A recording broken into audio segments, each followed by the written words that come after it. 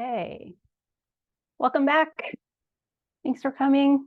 Been a great day so far.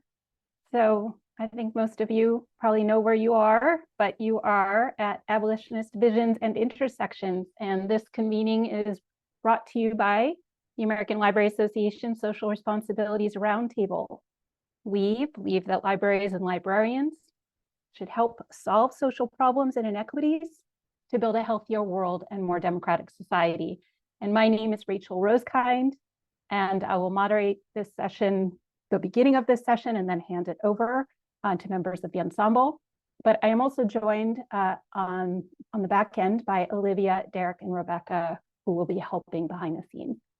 So just a couple items to enable captions. Please click more in the bottom right of the screen, then click show captions.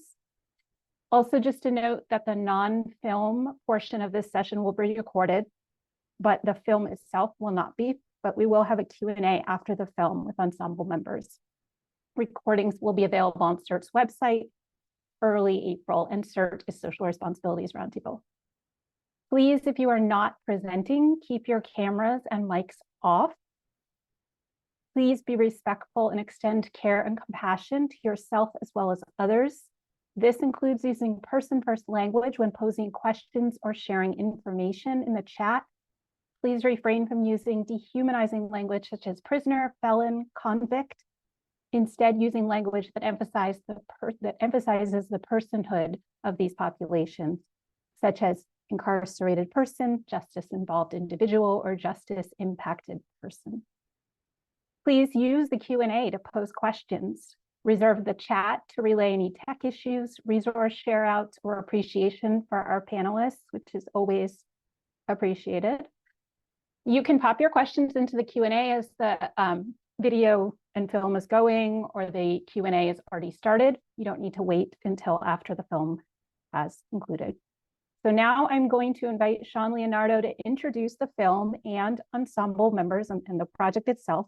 And Shaun will also moderate the panel. Shaun is a multidisciplinary artist and co-director of the arts nonprofit Recess, which runs Assembly, a diversion program for system-impacted youth. And I'm sure Shaun can tell more about themselves. And welcome, Shaun. Thank you. Thank you for such a kind introduction, Rachel. I don't want to take very much time, but we've actually determined that another facilitator, Pastor Isaac Scott, will introduce the screening today, and then I will return for the Q&A with our ensemble members. Thank you so much for joining us all. Pastor? Thank you, Shaun, and thank you, Rachel, for having us today. My name is Isaac Scott, and I'm the founder and executive director of the Confined Arts. The Confined Arts is a program that cultivates and showcases the talents and creative voices of artists directly impacted by mass incarceration and other intersecting social justice issues. The Confined Arts enables artists to express their voices through the visual and performing arts, poetry, and music as a means to abolish inhumane narratives and socially degrading stigmas that are used to describe past experiences and limit the futures of individuals impacted by incarceration. Established in 2020, the Arts Justice Safety Coalition is a collaborative initiative spearheaded by the Confined Arts in partnership with the Phoenix Theater's Players Group, Recess Art, and professional artist Hannah Wiedemann. Dedicated to fostering a transformative intersection between art, justice, and justice reform, the Arts Justice Safety Coalition unites artists, arts organizations, and arts practitioners. Before Time, After Time is a film produced as the culmination of the Claiming the Justice Narrative Media and Advocacy Project, which seeks to support recent incursions in the felony court space by furthering alternatives to incarceration policy shifts. Beginning in the fall of 2021, 20 system-impacted people participated in 8 workshops led by teaching artists from 4 organizations: Recess, the Theater of the Oppressed NYC, Dancers for Solidarity, and the Phoenix Players Theaters Group. During these sessions, participants were introduced to various performance techniques in movement, improvisation, and autobiographical storytelling. 9 individuals were available at the conclusion of the workshop to start the process of creating an autobiographical performance piece. Beginning in late January of 2022, participants met in both virtual and hybrid settings once a week, facilitated by coalition collaborators. Through prompts, storytelling, improvisation, and written submissions, we've developed a script that focuses on incarceration and its effects, early trauma, post-release issues, and the personal histories and events that led to individuals becoming justice impacted.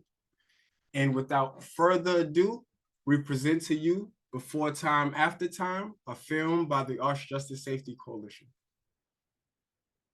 I'll pull you in just in a moment. And again, I wanted to thank you both for being present with us, particularly because after screening this film, we understand the vulnerability that is required, and not only your willingness to share your story as it pertains to the criminal legal system, but to share all of your story.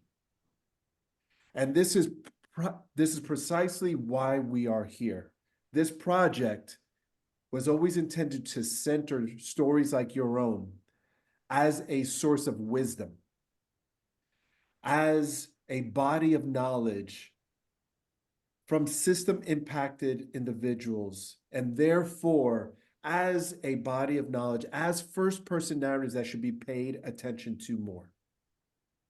And so as we move through the screening, and with this particular public in mind, I want to ask you to this particular question.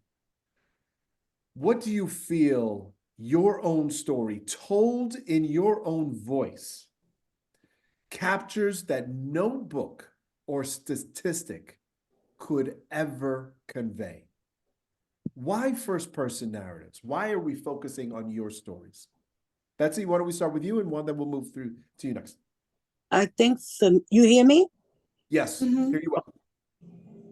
I think for me, it was about taking this horrible situation and using it to reinvent myself, you know, to work on all the trauma and to, you know, really get in touch with myself. Because I've learned that sometimes God doesn't put you where you want to be. He puts you where you need to be. So that was it for me. You know, that's what I wanted to convey, was that no matter what's going on in your life or what situation you're in, that you can always rise above. So that's specifically the piece that you wanted to leave our audience members, our listeners, our watchers. Thank you for that, Betsy. Wanda, same question. What is it about your story told in your own voice, which is a particular point of specificity I want us to all pay attention to? What is it about your first-person narrative, and what does it convey that no book or statistic could possibly convey? Well, I feel like, you know, I made a mistake, right? A moment of anger, defending myself, I made one big mistake. But I'm human, right? And things happen. And what I wanted to convey is the same thing, almost like Betsy. This happened, but now I'm out here and I want to make a difference, right? I want to show that didn't predict who I was going to become later on. Like I said in the film, I struggled with getting a job. I struggled with getting my own apartment. And it wasn't because I didn't have the skills or because I didn't have a job to hold me down, but it was because of the struggles to finding a job. It was because of the struggles of letting people know that this is not who I am. That is not who I am. That was a mistake that I did, and I paid for it. And why? And again, why am I still being seen as this person that committed this crime and can't get a chance? I want people to know that things do happen, but we turn it around. You know, there's one thing that I always said, that when I came home, I had predicted. I came out with coming home and I'm gonna do this, I'm gonna do this, and I'm gonna do that. And everything that I planned did not come out that way, right? I think that people see you as your past, as your history, as your incarceration, instead of seeing you as the individual that you are and giving you a chance, right? And that was hard for me. It came to a point where I got so depressed, I was like, I'm going back. And I had to really sit down with that and say, what is my plan? And my plan was to show that things happen, and like Betsy said, we recover, we do better, we show people that we're good people and that we're doing the best that we can. I appreciate that, Wanda. And Betsy, what you're both pointing to, which is the unique quality of this project well before the film production, was that our intentions were to convey the full breadth of the stories and therefore the full complexity of our humanities. How is it that your time, therefore, before incarceration, the full aspects and complexities of your lived experience, how does it point to all of the hurt and therefore later consequences that would enter your life? And then what is the result of it all afterwards? And it was very important to us of trying to portray a fuller trajectory that really would convey a much deeper, wider story rather than the piece of your lives that were spent in prison. And so, therefore, to my second question, what does the criminal legal system get wrong about your story, your full story? And by default, therefore, and when we pay too close attention to the narratives that are surfacing from the criminal legal system, what do we get wrong? Why don't we go in reverse order? Wanda? So I feel that the prison system doesn't project us of who we are. Okay, so in saying that, when I got sentenced, I took a plea, right? Because I was so afraid of losing, that I was going to get more time, right? And so I took a plea, and because I have a violent crime, well, I got sentenced to a violent crime. Like I had the option, and because I took the plea, of my papers going. And when I read what they said in the papers, it was like I was a no good person, right? Here this woman is, she took matters into her own hands and, did this crime. She shot somebody, instead of like, okay, this woman has been traumatized. She didn't deal with it the proper way. And, like this is what she should have done, but she did it. And, it portrays you as something like, instead of a woman that was traumatized, it portrays you as a woman who took matters into their own hands, didn't care about the law, and you're no longer a product of a society, a good society. And I think prison really lit harvest on them by what they make you do, right? What is required when you come home? What is required that you cannot and can do, right? And there's so many stipulations and so many rules and so many policies that you got to follow if you don't want to go back. Like it just stops you from growing, And if you're not strong enough, right, you fall into that category. You fall into that. Okay, you know what? I'm not good. I might as well just do whatever they say I am, right? Or I'm not gonna do nothing because you know what? They don't allow me to. Like it's crazy. It's really hard. So the prison system doesn't help. It doesn't give you the tools that you need so when you come out to society to excel. And it sounds like just the opposite, that it diminishes your own sense of self. Mm-hmm. Mm-hmm. So you start to internalize that same messaging, those same narratives, which deem you evil, wrong, and also as a person that is flattened by the experience and therefore is determined by the worst deed that they could possibly do. And so that is why expanding these stories and understanding both the intricacies of your experience, but then the results is so, so important. Thank you for that, Wanda. Betsy, same question. What is it that the criminal legal system gets wrong about your story? And then by default, what do we get wrong about your story? And you're still on mute, Betsy. I just want to make sure you know.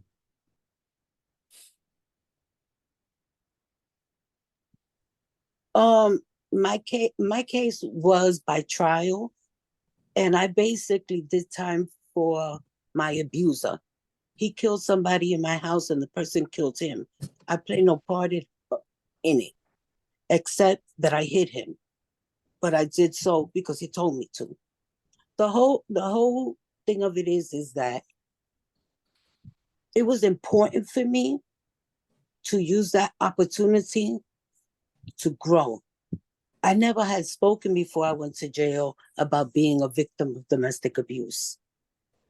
And it was there for the first time that I spoke, you know, and that was because I felt safe in the group that I was in, you know. I also caught cancer twice, first stage 2 and then stage 4. Them women helped me to survive.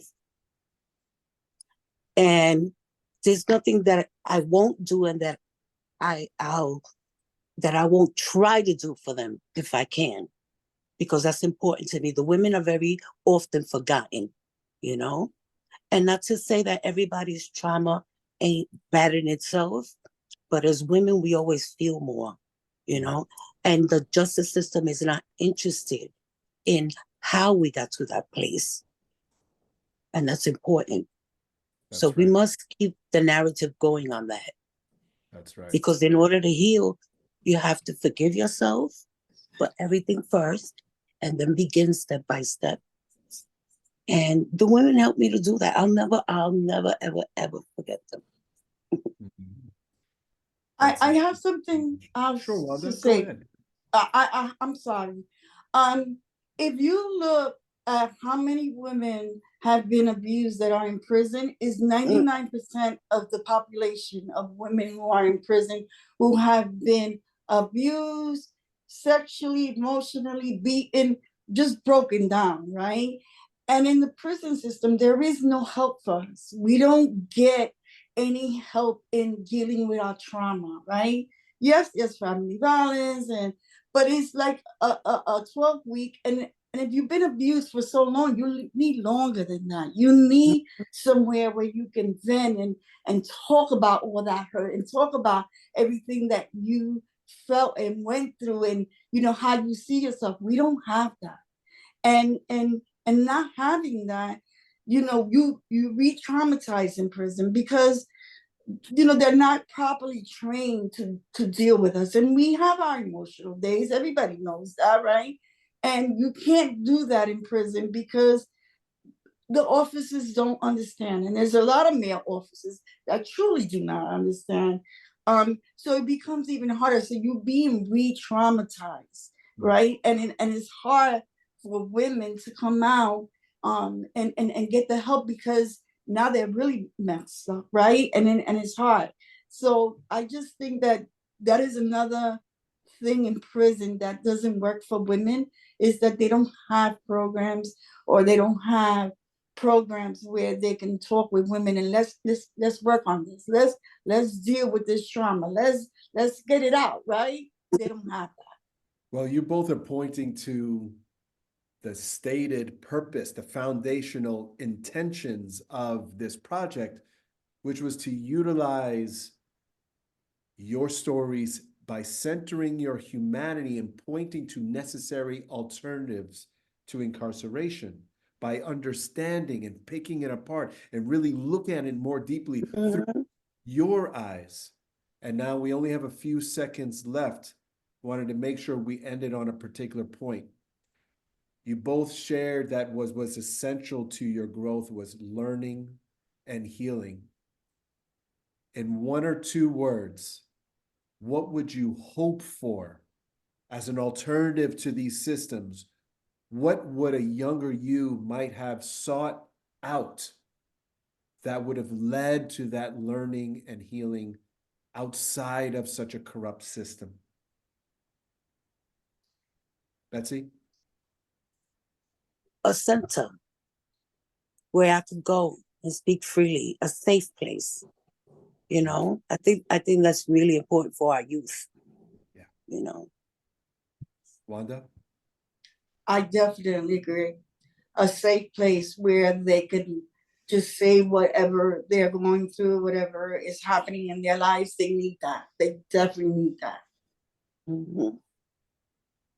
Well, again, thank you both. We're at time. Thank you again. And I want everyone else here, if possible, again, to Thank you celebrate for having us. Wanda and Betsy. Yes, thank you on behalf of the Thank you. Yes. Coalition Yes, for thank you, joining us, everybody. for Thank taking in the you. film, and See much y'all more to come. tomorrow. Bye. Bye, y'all. Bye. Thank you, guys. Thank you. Thank you. We will Thank be, you. Bye. bye-bye. Thank you. We'll be taking a short pause and then coming back in about 10 minutes for Abolitionist Futures, Dreams, Designs, and Co-Creation. So please do what you need to do and then join us soon. Thanks very much.